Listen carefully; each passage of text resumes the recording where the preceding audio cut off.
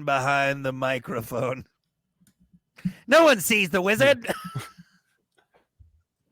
Like a meerkat. What am I doing? The wizard. Yeah, you're being weird. Stop being a weirdo, man. We got a big podcast to do here for tens of people. Welcome to it. It's the Plan B After Show podcast, web exclusive. Brock Hunter, hey buddy. Good afternoon, whatever it is. Yeah, whatever it is, whatever you're listening to. Maybe it's the year 2525 and you're watching this. That'd be wild, wouldn't it? It is. Could happen. Could, very well could. Probably not. Hey, did you ever bury a time capsule? I think we did one for school, if I am not mistaken. I think so, but I think we buried one in kindergarten. I think we're due to open it up like this year. Oh, really? No, I don't know. Oh, I was thinking, you know how hard it is to rally people up together to come to your house for a weekend. But you know what? If they need help finding it, you got that metal detector now. So I know exactly where it was. I'm pretty sure we dug it up at some point, right? Yeah. Like later on in school, I think maybe. But yes, I know exactly where it would be. Right in front of Stewart School, right there. You know, I kind of wish. I mean, we do have stuff like that with like yearbooks and everything. Dude, you know what like you should that, do? But you should do one for Riley right now. Oh, that's a good idea. Seriously. Yeah. Seriously, bury one. She won't even remember. Yeah. Seriously, dude, that's a brilliant idea. And actually do that and then leave a map for her after I die that she's got to find. That actually is a really good on idea. her, like, leave something. Would it be like pick a significant birthday, like 21, 16, maybe? Mm-hmm. Dude, put keys of a car in a time capsule. Okay, but then the car's got to survive. I know it's not going to match the car, but.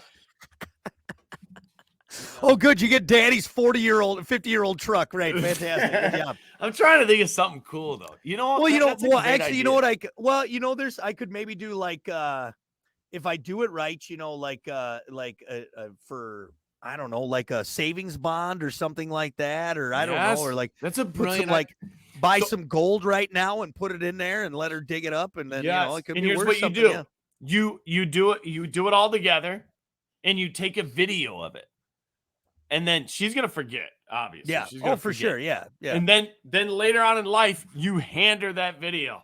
Yeah. And be like, yeah, that's a great idea. You know where that's at, right? Yeah. It's a great idea. You have to go on a long. I'm not even a dad, and I know, right? That's a good idea, though. That's, you know what it is, because you're a toddler and you want to dig up treasure. Yes, that's what it is. Exactly. Just ask me what I want, and then dad's part. I don't know what to give my kid. Hunter, what would you want right now? A fucking remote control fire truck? What? Perfect. Yeah. Awesome. Good idea. No, that is a good idea. And honestly, you could do like something that actually might be worth some money down the road, you know? Do that. Do a bunch of different things. Yeah. You know, like maybe a drawing that she did. How about just all old audio clips from her dad's radio show? Oh, God, a little USB stick. Oh, my God. Could you imagine? May not even have USBs by the time she digs that up. Right. It'd be wild. Yeah. Put a little bag of weed in there because she'll probably be smoking weed by that point. Cocaine. Come on now. It's good shit. Anyway. No, not a bad idea. Actually, I'll bring that up to Kiki. That might be kind of fun. And you know what? You give me credit. I swear to God, if you change. Yeah. I'll put a little note and say this idea was from Daddy's old friend Hunter, who's been dead for a very long time. Do it. I might be. You never know. Put a picture of me. He was a real stupid idiot, but he had one good idea. Put my high school picture in there. You got it on your. I do. I have it right here. Should I share it with everyone? Damn it. No, I won't do that to you, buddy. But no, that's a fun idea. And you know what she does? Like she'll metal detect with me, and she likes. I always tell her, let's go find treasure, and so she'll go out with me and do it. So she might like that. Anyway, all right. Well, let's keep this going here. It's time for another back in the day. August 22nd, 1865, 158 years ago, William Shepard of New York City patented liquid soap. So it's just all bar soap before then? Yeah, that sucks. Ugh, I hate bar soap, dude. It's the grossest thing in the world. We got one in the shower. I think she uses it. Well, no, you know what we have? I'm sorry. It's a bar of soap, but it's the one we got from Florida that's got a sponge, like a real sponge, like from the ocean on one end of it. sponge soap or something. I don't know what they call it. It's still a bar of soap that you reuse. Okay, yeah. I'm not a fan of it. But it's clean. It's a clean. Is it? Itself, is right? it? Like if okay, if you Hunter, rub a layer off, it's clean again, right? Okay, Hunter, fine. Okay, I'm gonna put the scenario. I take a nice hot steamy shower with a bar of soap. You have to follow, and all we have in there is that bar of soap. Are you using that bar of soap, Hunter? And you're fucking filthy. Like you are just like we were. Jesus. That's what I'm doing with that bar of soap. So aggressive. So like you can wash that bar of soap as much as you want, but you know that touched my booty hole. All right. That touched my booty hole. Yeah, so are you using it? Creases, Are you gonna use it? Oh, I'm not gonna use that. See, exactly. It's your soap. Yeah. But if it's my soap, then yes, I can reuse that. Gross. Are you talking about community soap? Because I don't agree with community soap. Community soap on a rope. Here we go. That's what I mean. Like if you go to a place and they have bar soap in like the bathroom, it's like, put a liquid dispenser on there. It's 2023, man. This is a weird question. Yep. You just said soap on a rope. And I've always had this question. Yeah. So you drop a soap and the time it takes you to, which is a half a second, there's already a dude back there just going to town. I mean, really? He's already hard and ready to go. Because I'm trying to compare it with my wife and I, and usually it takes a while to get worked up for it. Get worked up and emotion and even if you're fluffing a little bit, like, all right, here we go. I mean, are there just a bunch of dudes standing there in the shower, like just rock hard, ready to go? Just like, don't drop that soap, man, because one of those dudes could come flying in. Drop it. Just an honest question.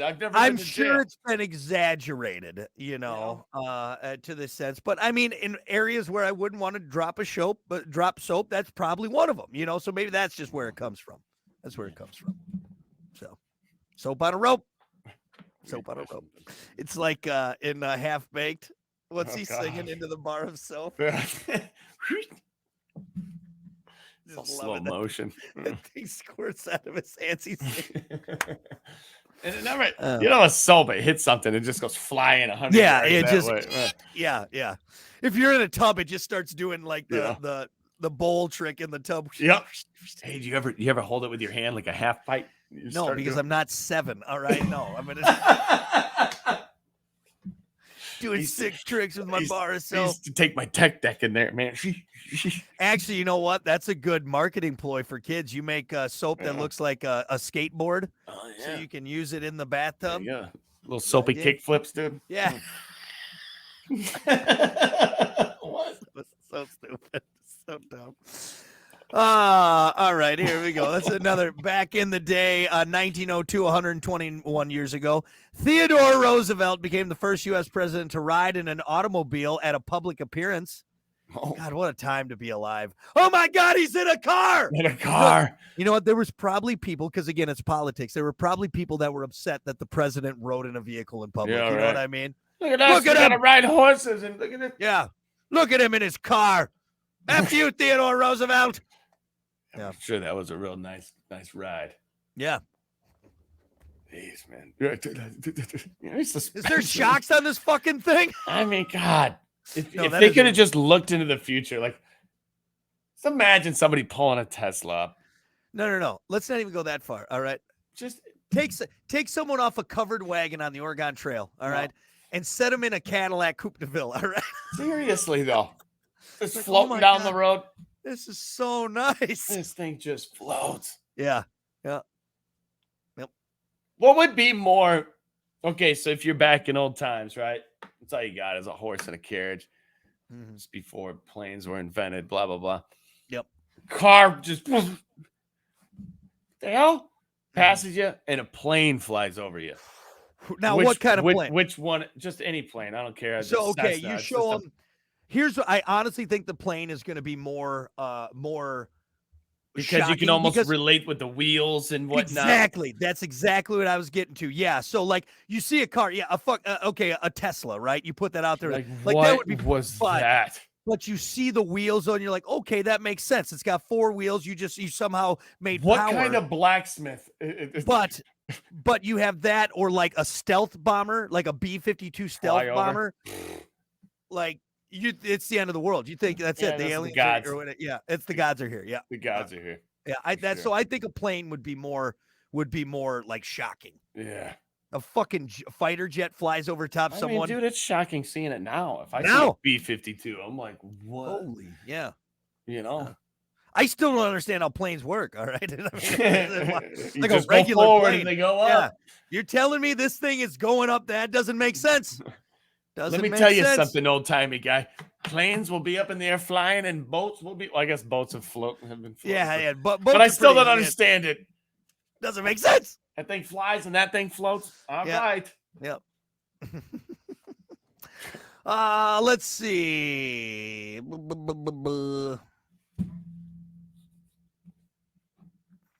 I mean, nothing too crazy. Nolan Ryan in 1989, 34 years ago, was the first pitcher in Major League Baseball history to throw 5,000 career strikeouts. Man, they don't make pitchers like they used to anymore. Nowadays, pitchers pitch like 3 innings. You know what that screams to me? Just a sore shoulder, man. Oh, a sore arm.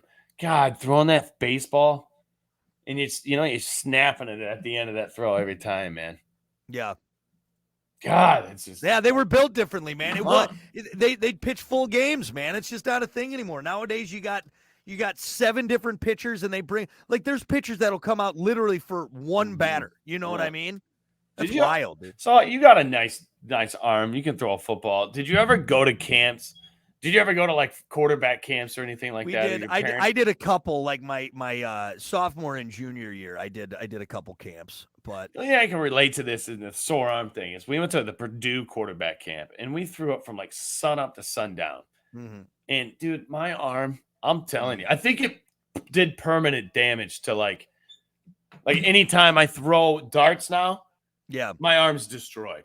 Yeah, it's a certain flick that you do it with the football, but the football has weight, and it's right in here. It's like in my elbow, tennis elbow. I guess kind of hyperextend it, because you just put a little more oomph on it. Damn, dude, it's like even later on in life, I can feel it. Even if I push up off like certain positions, I'm like, damn, dude, there it is. I think my left shoulder was up higher than my right shoulder, just because like the muscle was tighter and bigger from throwing. You're left-handed, So my left shoulder was always kind of like up a little bit, Now it's settled down because I don't do any manual labor or anything like that, so they've settled back down into it. But it eventually just wore out, just 1,000 passes or whatever. But yeah, man, that's wild.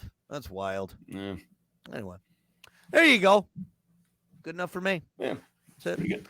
That's what happened back in the day. We'll see you guys next time on the Plan B After Show podcast. Later.